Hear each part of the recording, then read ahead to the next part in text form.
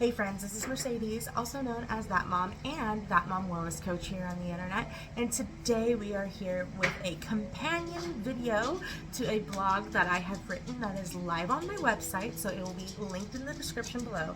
And is also featured on my school's blog in the Great Graduates blog. So if you guys want to check that out, check out the Sweeha blog, and I'll also link that below if you guys want to see.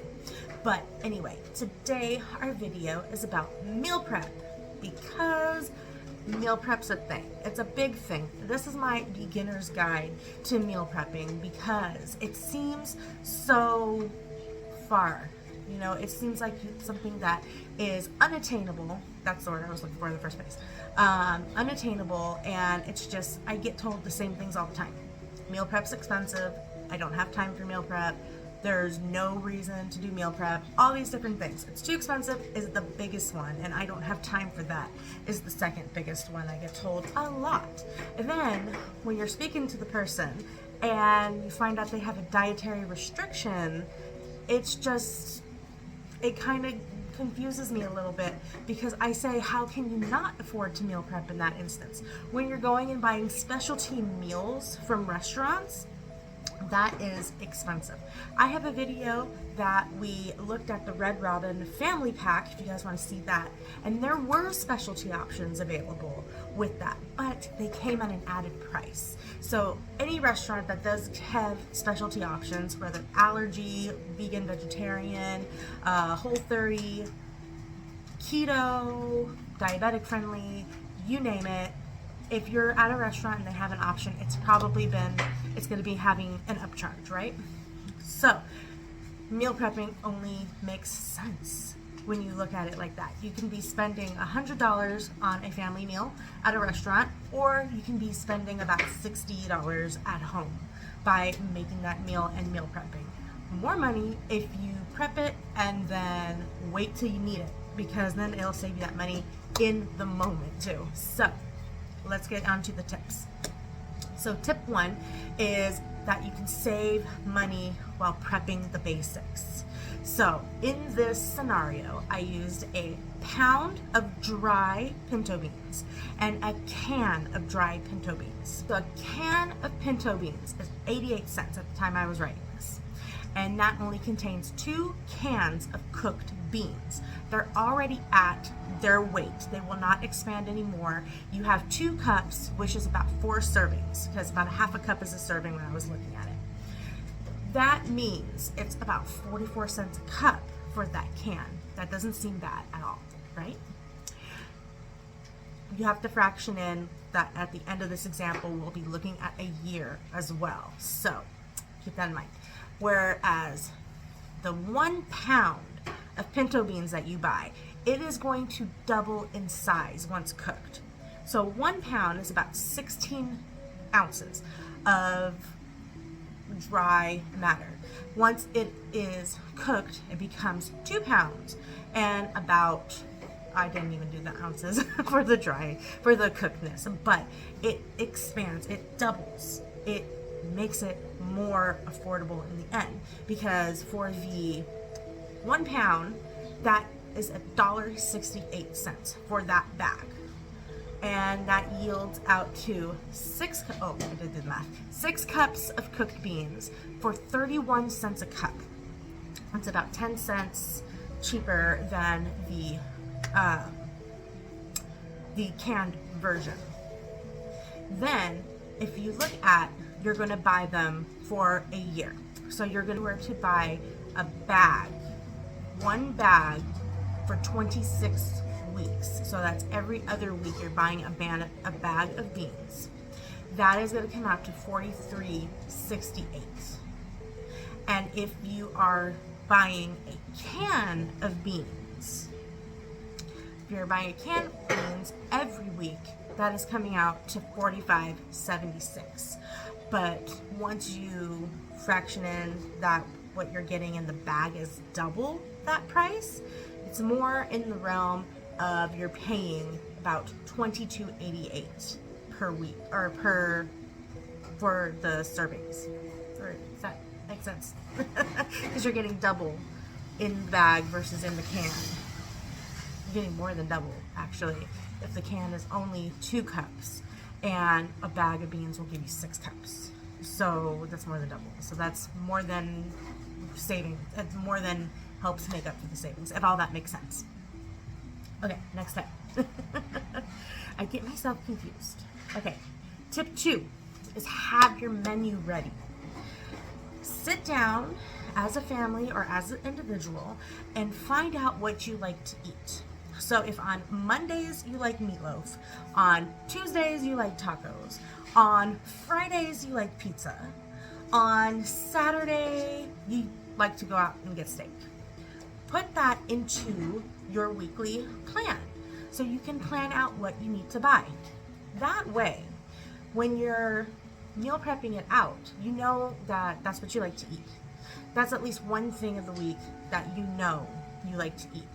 You can get your breakfast in around that. You can get your lunch in around that. We like to do a lot of breakfast burritos for our breakfasts, so that is straight across the board sometimes when we're meal prepping. But when you faction out that, like I said, we reviewed the Red Robin family pack. When you look at that price compared to the price of buying the ingredients in the store as well, you can have some cost savings right there. But actually that Red Robin was really good and it totally beat out buying individual meals. So keep that in mind as well. You can also use those to meal prep with. Have you seen the hacks that they will take a whole family meal and meal prep it for the week? Definitely check that out. Tip 3 goes with tip 2, and with knowing what you like to eat, know the containers you need. The containers that will fit in your lunchbox, the containers that will fit the meals. Do you like to have one thing in a container? Do you like to have a whole meal in a container? What is your preferred method? You need to get your containers, your lunchbox, and everything together before you make all the food and wonder where to put it and how to make it fit in your lunchbox. Also, when it comes to meal prepping out salads and things, having them separated, especially if you're prepping the salad at Sunday and your last salad you want to eat on Friday. You want to make sure to have your toppings, like your salad toppers, if you have any like chicken and dressings and all those things in separate containers so that the lettuce doesn't get soggy, because on Friday if you have a soggy salad you're not going to want to eat that. So have them ready. Know what your containers are. I mentioned in my blog that I like to use my stasher bags a lot, but I like to use my stasher bags as they're thin and they also, some of them also stand up. I like putting like my yogurts in a stasher bowl and my granola, and I will put them in like the littler bags, and there'll be a week of toppers in a little bag. Or I'll have I'll meal prep some hard-boiled eggs and I'll put them all in one stasher bag, and they'll all go in my lunchbox at the same time. So that makes a difference. Number 4, pick a day to get everything done. So when you are doing this journey, no matter how much you're prepping or what you're prepping, look and see first. Okay, take the meatloaf, for example. If you are making the meatloaf on Sunday to prep out for the week, you want to make sure that that product is going to last throughout the week.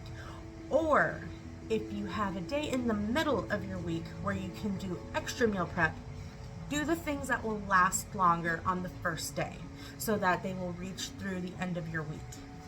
Whereas then on the Wednesday, if you have Wednesday off, or like Thursday, you can finish the last couple items that would have gone bad if you prepped them at the beginning of the week. Because there are some items that are a little finicky, some items that just taste better when they're fresher. So take that into account, especially with that salad scenario as well, guys. Soup scenario, if you're doing soups, you can definitely freeze out individual portions and then bring them out of the freezer as needed. That's actually part of this next tip, is to multi-prep and freeze for later. So that's exactly what I was just saying. You can prep multiple things all in the same week especially if you need, say, onions throughout 4 or 5 dishes. But say the last onion dish you're not going to make until your midweek. Have that frozen to throw it into that part of the prep. It'll save you a lot of money in the end, guys. And then my last tip is have fun. Have fun with it, because there are some days that you will meal prep something and not want to eat it on the day that you have it there. If you have more options, if you have, oh, I do want to try this, try those. Go ahead, do it.